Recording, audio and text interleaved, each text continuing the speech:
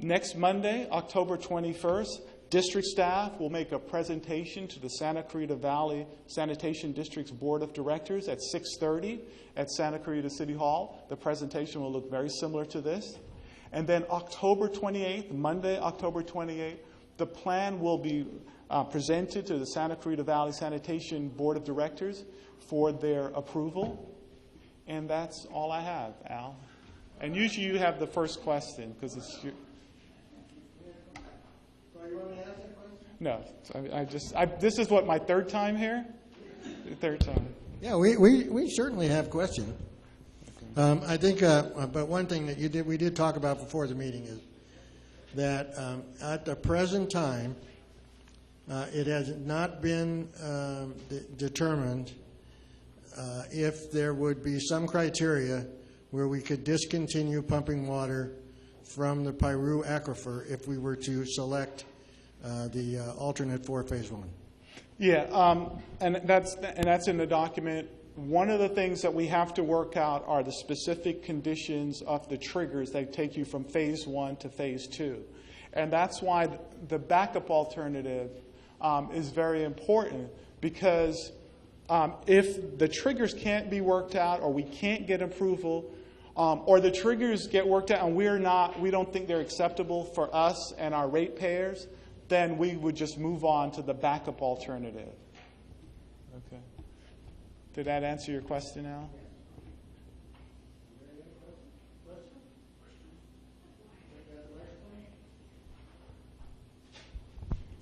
Hi, Mr. Hewitt. You mentioned that suing is not an option, but I've been reading some paperwork, and there are something like 16 cities, including the city of Los Angeles, that are in fact suing the state over water standards. So how does that jibe with what you're saying?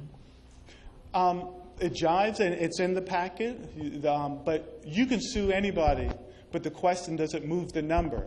You can spend time, you can spend money, millions of dollars, but our legal expert and looking at California law and the precedent, it always comes back to that number. I can sue, say the moon is made of cheese, right? Doesn't mean we can spend time doing that, but it won't change the reality. And so basically, it will not change the numeric standard. It's going to be costly for us, and it'll be passed on to our ratepayer. And that chloride obligation, we will not be able to get out of it by suing it. And part of what we're trying to convey, we're trying to find the most pragmatic way forward. We've fought this harder than anyone, and we've probably said some not so nice things about the regional board. But at some point, our job is to find the lowest cost, the bottom line. We've done that. We've tried to do that, and the most pragmatic way. Suing is not going to change that number. What the courts do, they defer to the regulators. You're right back in front of them with the same number. And pardon? Do you have a counterexample? Because we've had that research by legal counsel, and they even cite a couple of cases. If you can find me a counterexample, we're always looking for the most pragmatic way forward. We do not want to waste money. So if you have a counterexample, that would be great. We're not going to bother because we don't have it. Okay. I'm sorry. Yeah, well, your statement about trying to find the most economical is absolutely not true. Many other statements are not true, so how can we believe anything that Sand District's telling us? In fact, you talk about to other people about going to the State Water Resources Control Board and asking them, can the 100 milligrams be changed? And their answer is yes. You keep saying, no, it can't. You've never shown us that anybody has tried to do that. You've got a test claims that you filed, and it's a super secret thing, in 2011. It's not complete.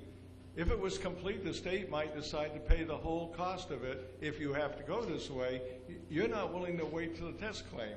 You want to scare us with the fines. Well, the fines only cost us $2.50 per resident. We'll take the fines if you don't jump into this, trying to nail it, trying to go ahead with it, and research it the correct way. See whether it's got to be changed legislatively, what has to be changed, and do it the right way. That's not being done. You're going hell-bent because you want reverse osmosis, and you're not telling these people, and they may not have read it, Alternative 4, you slipped a statement in there that some of this reverse osmosis water that comes out of this plant may go to Ventura County. We're paying every cent for this water to get it here, whether it comes out of the ground or from the state. We pay every cent to process it. Could you put the slides back up, And you're sir? going to give it to someone else. And you put it right in your plan that you're going to give it to someone else. This plan is full of holes, and it's costing a fortune because the reverse osmosis, I got it from current reverse osmosis people that are doing this. They're not here in this valley or in this state. And they're saying that it costs, let's see, 6 kilowatts of electrical power to produce 1 meter of water. The 1 meter is approximately 27 cubic feet. Since 1 cubic foot is 7.48 gallons, and there are 325 gallons, 829 in an acre foot, you have 43,560 cubic feet in an acre foot, times the 6 kilowatt per acre foot equals $2,613.60 kilowatts per acre foot. Now, I know for a fact there's a company on the East Coast that's just built a reverse osmosis plant and 16 miles of pipeline to a river, and they built 30 million gallons per day for $90 million. You guys are talking about 500 million and more. There's something wrong with all that.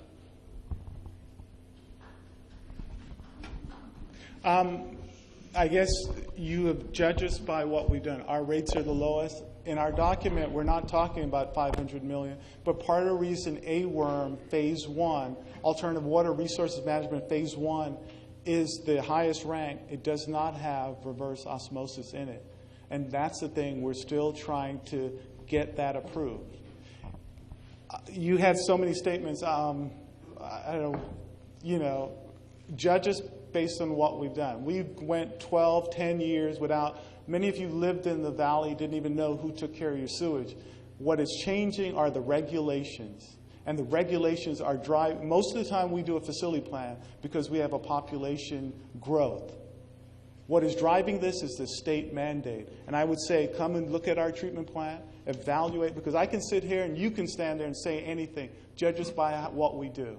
And we're like Missouri. I think Al's been to our treatment plant. We invite every one of you to come to our treatment plant and then compare it to what other people are paying.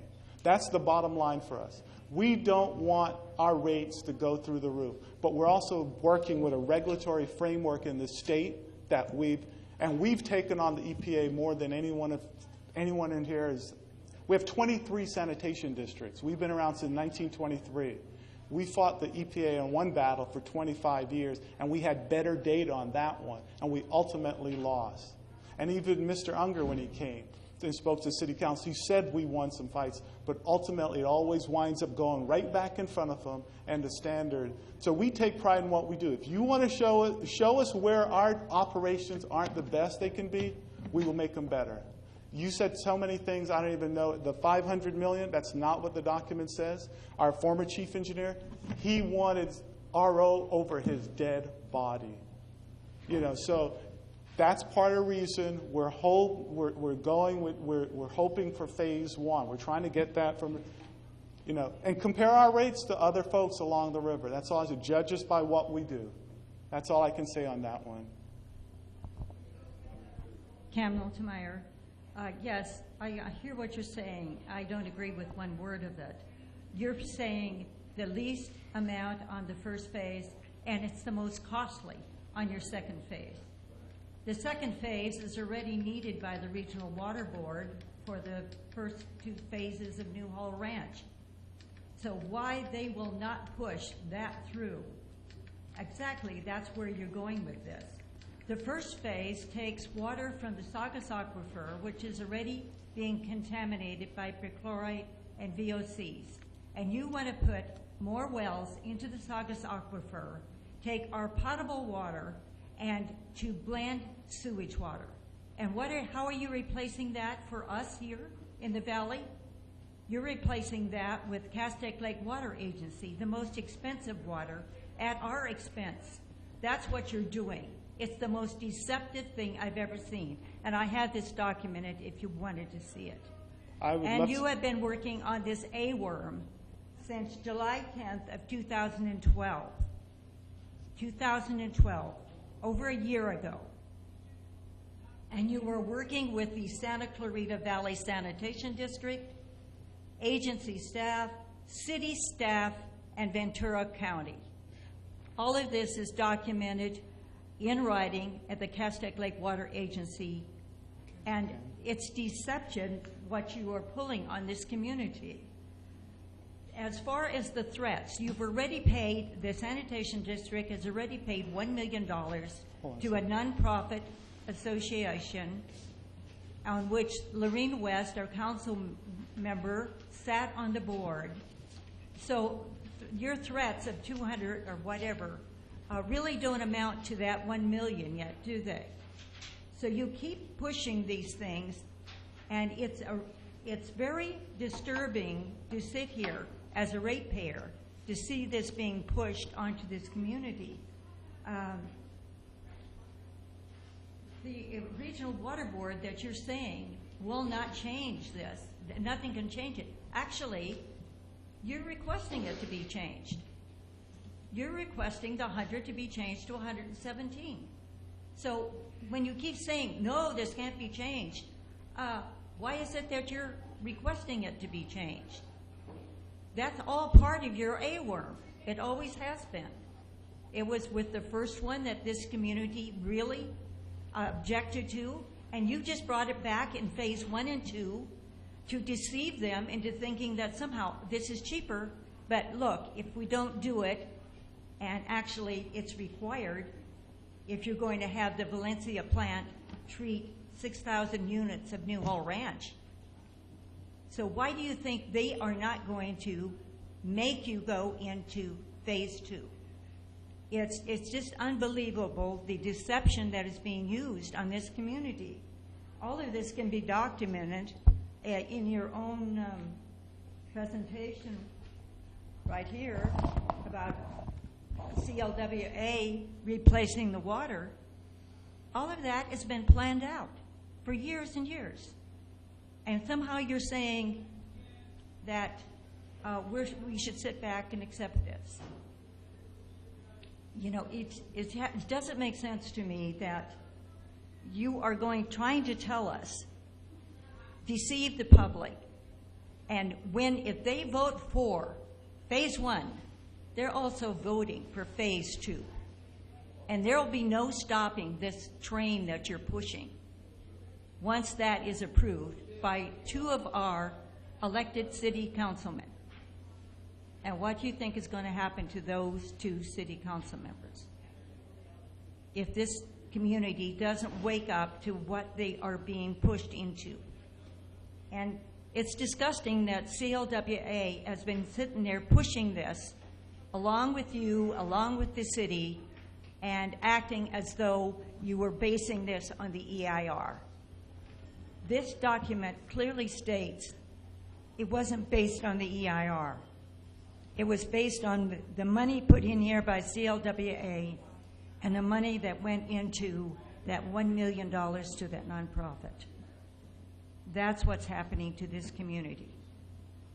And you can sit up there, and if you keep pushing these threats of fines, you're going to have to come up to over $1 million since you put that much into the pocket of that nonprofit. That's ratepayers' money too. So when you say, oh my goodness, it's going to cost you ratepayers, it's already cost us over $1 million. And when you add on what CLWA has been putting out for this, also ratepayers' money, it's astronomical and it's deceptive. Do I respond to a couple of them? Or for us, the bottom line, I hear everything you're saying, Ms. Noltemeyer. The bottom line is to have the lowest cost way forward. We are heroes when our rates, many of you didn't even realize we were around because our rates never went anywhere. We were always finding more efficient rate. The state standard is there. We have to comply. That is a fact. In terms of the 100 to 117, that didn't come freely. Those salt extraction facilities have a price tag, and that is how we got that higher limit.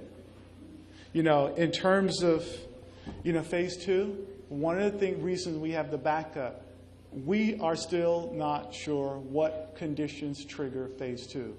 None of us on staff none of us in the sanitation district want to be tripped into phase 2. But one of the directions we got, and we got beat up in a lot of these public meetings in different angles, and said, you engineers are too conservative. We want you to be a little looser and find the lowest cost, least environmental impact. And I heard that from more than one ratepayer, one community member. So our hope is to stay to phase 1. You are correct. Those meetings that you referenced with CWA and all that, I haven't been at those. But the point of those meetings, okay, what are the conditions would trigger phase 2? Because if it's a 90% probability, do you know what those? Because I like this. I'll take that document. I'll take it right back. But that's the thing. We're trying to do our level best. We look better when our rates don't go up. That's always been our mantra. Anyway, I guess there's... Well, let's get back where we can... Thank you. I have a question. There's one question, one question? simple, and I'm not going to attack you. You've been attacked enough. I it's- appreciate you coming out. Couple questions. One, where's the 100 milliliters? Where is it measured? Right now, the compliance standard is right as our water leaves the plant and hits the river. It's right at the end of pipe. So it's the end of the pipe? Yeah, and so one of the things we're trying to negotiate is to get it measured down at the county line, because I think we can save some money. But phase 1 is where we'd like to stay at. Okay. What are do you know the federal regulations for chloride in the water? Pardon? Could you? What are the federal regulations? Aren't there federal regulations? It all comes from the Clean Water Act. Right. And then they've sent it to the state to implement it. And basically the two issues they're looking at is what was the historic concentration of the constituent and what are the uses of the water body. Okay, so what were the historic, do you know? Unfortunately, they were between 80 and 100 milligrams per liter when they measured it in the late 70s. In the late 70s, when there was nobody out here. And that's what they're holding at. If you look at some parts of the state, they have like 1 or 5, Mary? 5 milligrams per liter. We have 100. Where in Mary in the state, there's like, Lake Tahoe has a 5. Well, of course, because it's fresh water from the snowpack. No, but the key was that's what they measured. If we had measured 150 back in the late 70s, maybe you wouldn't even know my name at this point, you know, and which would be a good thing.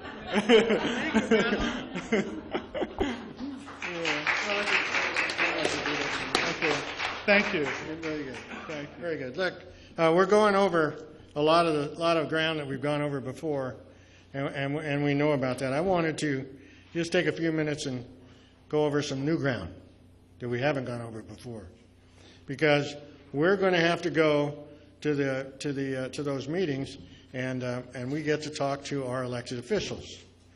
So what I did was, I went and I took the information. Basil hasn't seen this yet. I took the information from what was sent to us as far as cost, and I used the alternate 2 at $130 million. And when you look at the document, and it talks about the $130 million capital cost of option 2, it's in $2,012. So that's like going to buy a new car and asking them what it cost 2 years ago. But in fact, we're not going to actually build this for 5 or 6 years downstream. So $2,012 have to inflate. That's the way you do estimates. You sit there and say, when am I going to build this? So it's also financed at 20 years at 2.8%. And we can talk about the financing, but I don't think I'm going to do that tonight. So the projected annual service charge for a new facility of $130 million, you saw, was $140 per year. That's approximately $11 million a year. Right now, at $247, which is one sewage unit, they collect $22.5 million. Got that off of their last budget estimate. So even though you can see when we talk about fines, that's still more per year than $7.3 million, which is $20,000 for 365 days a year.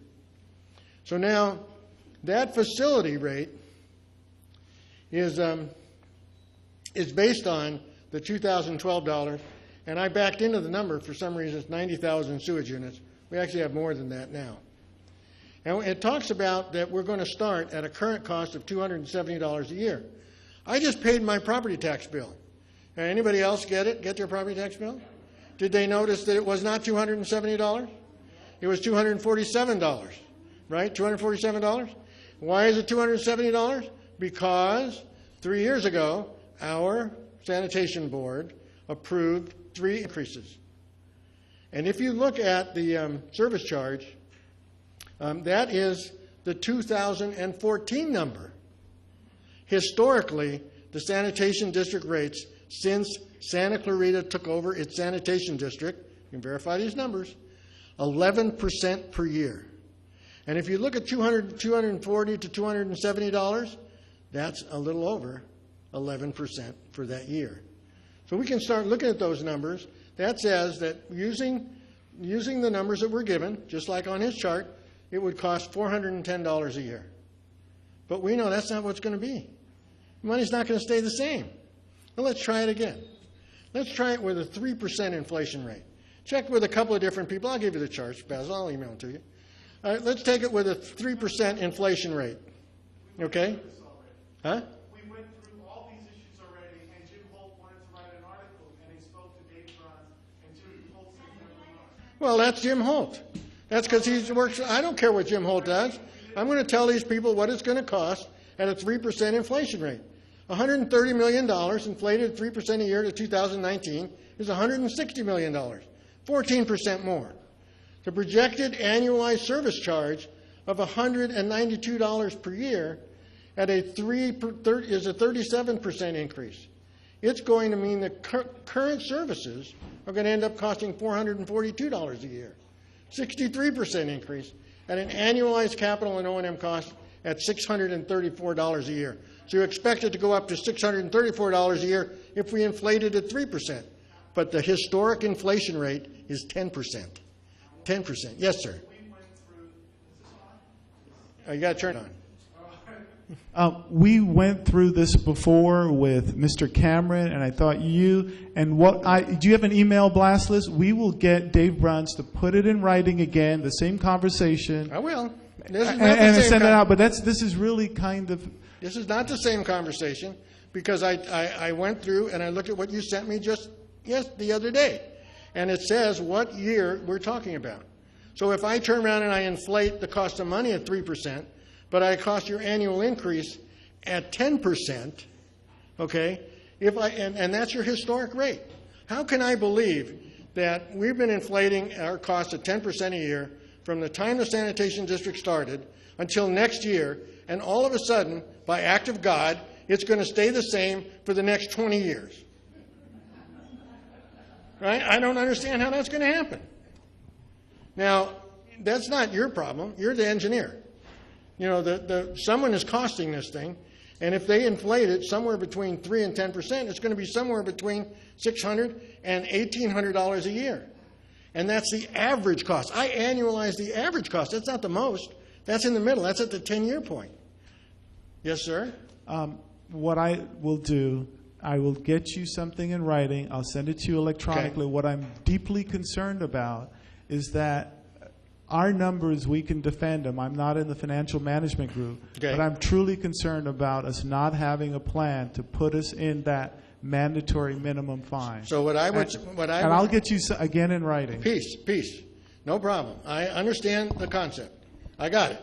You and you were on the same page. Yeah, we want now what we want to do is go to the financial guys and get an estimate from the financial guys of what that's actually going to cost. Okay? Because it's not going to stay the same for 22 years. We know that. It's going to inflate. The inflation rate has got to be accounted for in the estimate. And if it's not, we're not being told the truth. And you didn't account for it because you used the 2004, not you, because you're not the financial guy, the 2014 number, and then they just used it for all the rest of the way out. And we know that's not going to happen. Okay? So go to the financial guys. Give these guys a good financial number. I don't want to sit there and be unreasonable with you because I'm saying got to be somewhere between 3 and 10%. I mean, it's just a normal place. And by the way, on your chart where it showed design, that's $23 million. They've already borrowed that $23 million. Is that included in these numbers also? Is the $23 million on top of the $130 million? Or is it part of the $130 million? Question. You don't need to answer it. Just give me some real numbers, and hopefully we can get those real numbers before Monday, because that's when we're going to go in front of the group and talk to them. Okay? So this is not a beat-up session. This is just, we're throwing numbers around, and let's see what the real numbers are from your financial guys. Because the presentation of the final EIR of the Sanitation Board is going to be on Monday, on October 21st, 6:30 at City Hall. And we want to have good information when we go to there, right? So I'm sure that probably this group, plus a little bit more, hopefully, will be there to tell the elected officials what they think. And then 1 week later, on October the 28th, there's going to be another sanitation board that supposedly is when they're going to decide and they're going to make a decision. So we've got the information from the EIR. I understand the concept.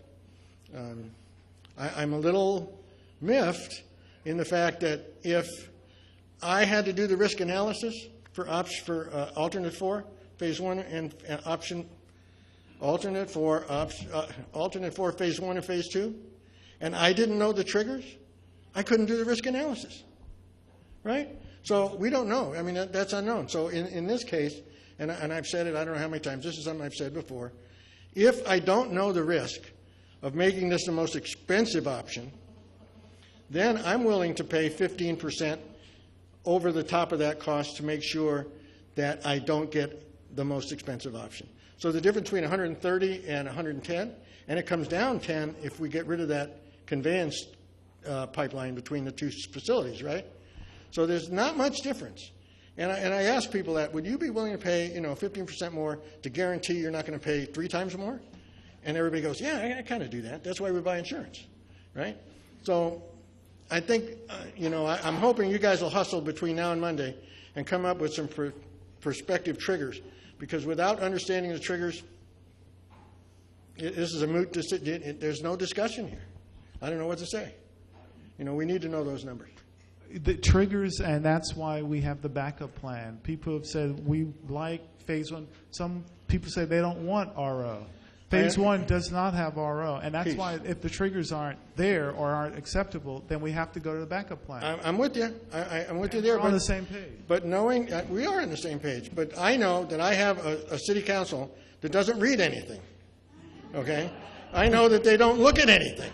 Okay, and so to get the idea that they're all of a sudden going to become studious about this.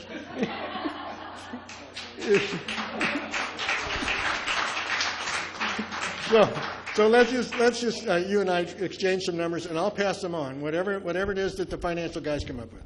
Yeah. Okay. If you would pass on, because the numbers are very solid, and we've gone through this road again. But let's put it in writing. Okay. Okay. Thank you. All right. Fair enough. No problem, Mr. Hewitt. By the way, I like Basil. Basil's a great guy. He's got a tough job, right? He's got a really tough job. He's got to come and tell us this. It's not those other guys that are coming here. It's him. I like meeting Adam. And I like coming here. I know. And I like the food in here. He's actually come here more than once. Yeah, I really do. But we're we're on the same side. We're trying to do the same thing. Peace. You're good. You guys, we know you're a good guy. And Mary too. So let's move on now that we put you in a great mood. Let's move on to our favorite doctor. And in case one of us gets too stressed and kind of falls over, we got a doctor. I do need the doctor. Take my pressure, please. There's a doctor.